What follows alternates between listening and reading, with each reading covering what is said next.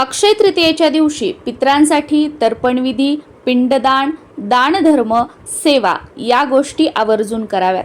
3 पिढ्यांपर्यंतचा पितृदोष शांत करण्यासाठी, पितरांची कृपा प्राप्त व्हावी, पितृदोषामुळे तुम्हाला तुमच्या आयुष्यामध्ये, तुमच्या संसारात ज्या काही अडचणी येत आहेत त्या दूर होऊन तुमची अडलेली कामे पूर्ण व्हावीत, यासाठी वर्षातील हा दिवस अतिशय महत्त्वाचा आहे. असं म्हटलं जातं की या दिवशी पितृलोकातून पितृ येत असतात आणि आपल्या घराचा उंबरठा जो असतो तर उंबरठ्याजवळ ते बसलेले असतात. त्यामुळे या दिवशी पितरांसाठी सेवा, दानधर्म, पूजा अर्चा ह्या गोष्टी आवर्जून केल्याच पाहिजेत. या व्हिडिओमध्ये मी तुमच्यासोबत पितरांसाठी या दिवशी पूजा कशी करावी अतिशय साधी सोपी पद्धत शेअर करणार आहे. त्याचबरोबर तुमच्या मूळ घरी जरी तर्पणविधी, पिंडदान या दिवशी केलं जात असेल तरी सुद्धा तुम्ही जगाच्या पाठीवर नोकरीनिमित्त, व्यवसायानिमित्त जिथे कुठे राहत आहात तिथे तुम्ही कशा पद्धतीने सेवा करू शकता, काय दान करू शकता पितरांसाठी हेही शेअर करणार आहे. त्याचबरोबर तुम्हाला जर फक्त सासरे नसतील म्हणजे तुमचे सासरे वारलेले असतील तर तुम्ही पूजा कशी करायची, तुमच्या जर सासूबाई वारलेल्या असतील तर पूजा कशी करायची, किंवा तुम्हाला सासूबाई आणि सासरे दोघेही नाही आहेत तर पूजा कशी करायची, किंवा तुम्हाला सासू सासरे दोघेही आहेत मग त्यांनी त्यांच्या सासू सासऱ्यांची किंवा 3 पिढ्यापर्यंतच्या पितरांची पूजा कशी करायची, अशी सगळी माहिती आणि तितक्याच सोप्या पद्धतीने मी तुमच्यासोबत शेअर करणार आहे. नमस्कार सर्वांना, मी प्रांजली. यंदा 2025 मध्ये 30 एप्रिल बुधवारी अक्षय तृतीया आलेली आहे. अक्षय तृतीया ही तिथी जी आहे ती 29 तारखेला सायंकाळी 5:30 सुरू होत आहे आणि 30 तारखेला दुपारी 2 संपत आहे. त्यामुळे उदय तिथीनुसार आपण अक्षय तृतीया जी आहे ती 30 तारखेला आपण साजरी करणार आहोत. आणि अक्षय तृतीयेच्या दिवशी माता लक्ष्मी, भगवान विष्णू यांचं एकत्रित पूजन सुद्धा केलं जातं. यांचं एकत्रित पूजन करण्याचा सुद्धा शुभ मुहूर्त असतो, तो वेगळा असतो. तो शुभ मुहूर्त मी आपल्या चॅनलवर शेअर केलेला आहे आणि या दिवशी त्या शुभ मुहूर्तामध्ये माता लक्ष्मी, भगवान विष्णू यांचं एकत्रित पूजन कसं करावं, अक्षय कलश कसा भरावा, त्यासाठी साहित्य काय आहे, अक्षय कलशाचं नंतर काय करावं, त्याच्या साहित्याचं काय करावं, अशी सगळी माहिती असणारा व्हिडिओसुद्धा चॅनलवर अपलोड केलेला आहे. तो तुम्ही बघू शकता, त्याच्यातून तुम्हाला खूप सारी माहिती मिळेल. तर बघा, पितरांची सेवा करण्याचा मुहूर्त किंवा ज्याला आपण वेळ म्हणू शकतो तर ती दुपारी 12 ते 3 ही वेळ पितरांची सेवा करण्यासाठी मानली जाते. तर अक्षय तृतीयेच्या दिवशी दुपारी 12 ते 12:30 या वेळेमध्ये तुम्हाला तुमच्या पितरांची सेवा करायला सुरुवात करायची आहे.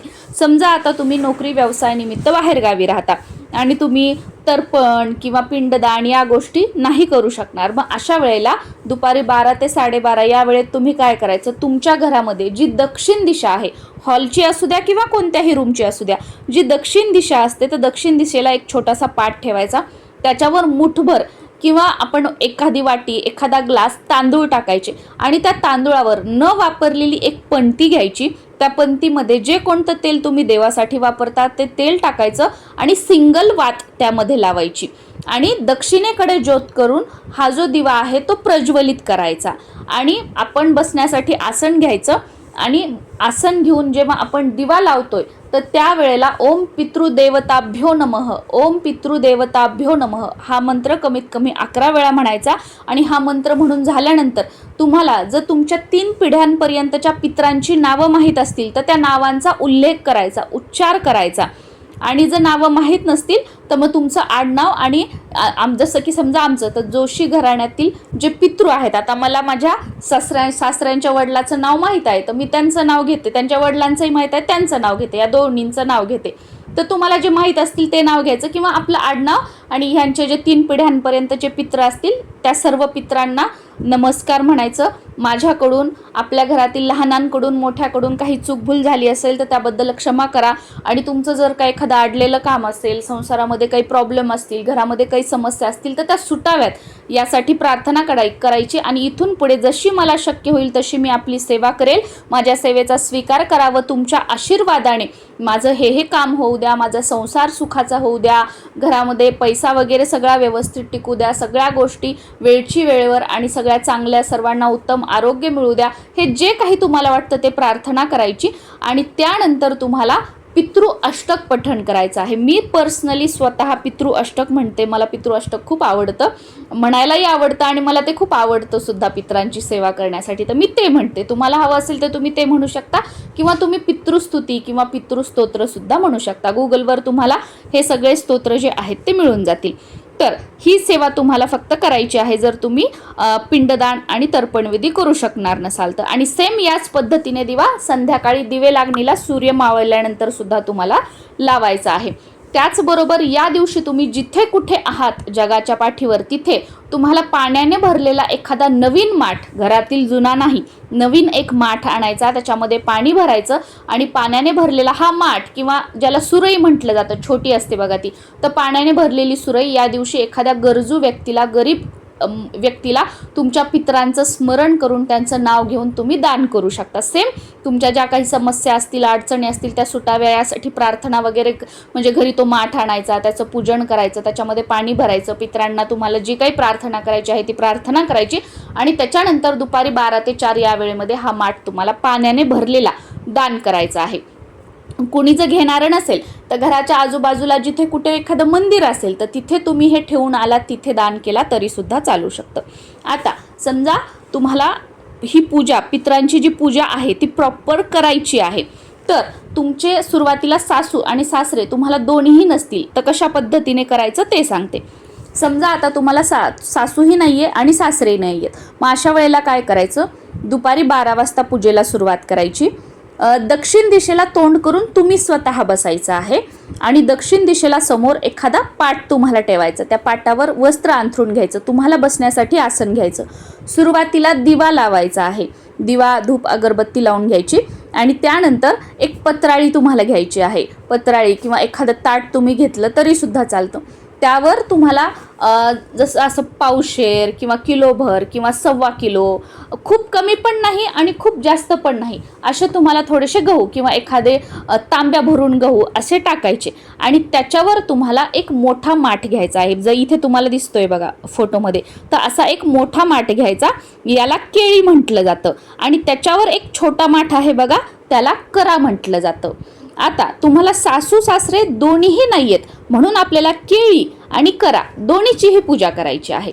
केळी म्हणजे ज्यांना सासू नाही आहे त्यांनी केळीची पूजा करायची असते आणि ज्यांना सासरे नाही आहेत त्यांनी कराची पूजा करायची असते. पण तुम्हाला सासू सासरे दोन्ही नाही आहेत तर मग खाली प्लेट किंवा पत्राळी घेतली, त्याच्यावर गहू, त्याच्यावर आपली ही केळी म्हणजे मोठा माठ ठेवायचा, त्या माठामध्ये पाणी टाकायचं, त्याच्यामध्ये हळद कुंकू तुम्हाला टाकायचं आहे, सुपारी 1 रुपयाचं नाणं तुम्हाला टाकायचं आहे, एखादं फूल टाकायचं आहे, त्याच्यावर करा ठेवायचा, तो करा सुद्धा सेम पाण्याने भरायचा, या वस्तू टाकायच्या आणि त्याच्यावर मग तुम्हाला बऱ्याच ठिकाणी काय केलं जातं की खरबूज ठेवलं जातं आणि बऱ्याच ठिकाणी आंबा ठेवला जातो.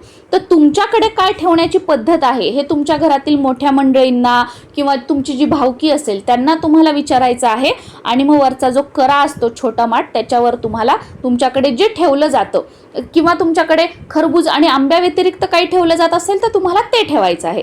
हे ठेवून घ्यायचं आणि हे जे दोन्ही माठ आहेत करा आणि केळी, यावर कुंकवाने उभ्या रेषा ओढायच्या नाही.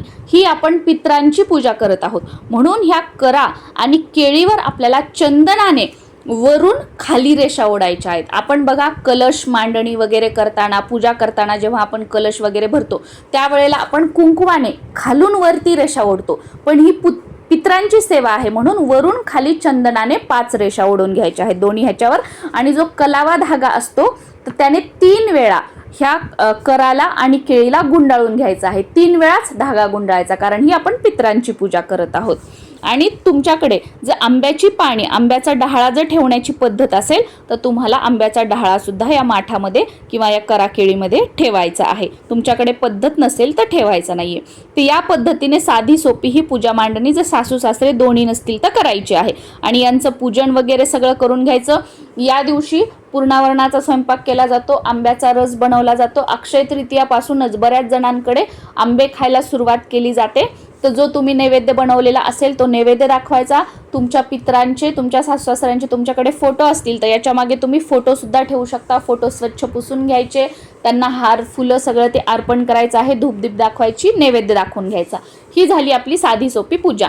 आणि त्याच्यानंतर मग तुम्हाला आगारी द्यायची आहे. आगारीसाठी काय करायचं, तुमच्याकडे हवन पात्र असेल तर ते घ्यायचं, किंवा मग तुम्ही कशामध्ये नवरात्रीमध्ये वगैरे हवन पेटवता, किंवा स्पेशली तुमच्याकडे अक्षय तृतीयासाठी एखादं हवन पात्र असेल तर ते घ्यायचं.